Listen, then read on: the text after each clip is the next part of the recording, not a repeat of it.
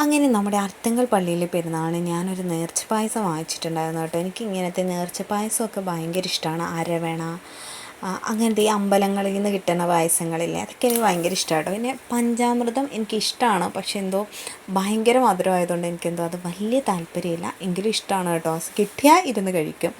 അങ്ങനെ ഞാൻ അരവണ ഇപ്രാവശ്യം എനിക്ക് കിട്ടിയതേ ഇല്ല, ആരും തരാനില്ലായിരുന്നു കേട്ടോ.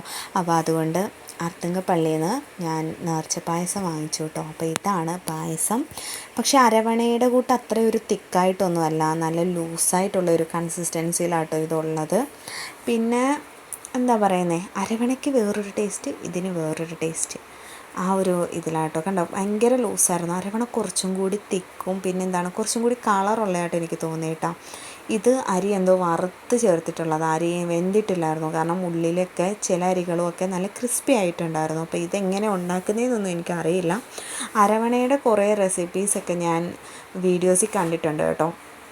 എന്തായാലും ഇപ്രാവശ്യത്തെ പെരുന്നാളിന് ഈ പായസം ഞാൻ വാങ്ങിച്ചു കേട്ടോ. ആദ്യമായിട്ടാണ് ഞാൻ ഈ പായസം വാങ്ങിക്കുന്നത്. അപ്പോൾ ഇത്രയേ ഉള്ളൂ. ടാറ്റാ.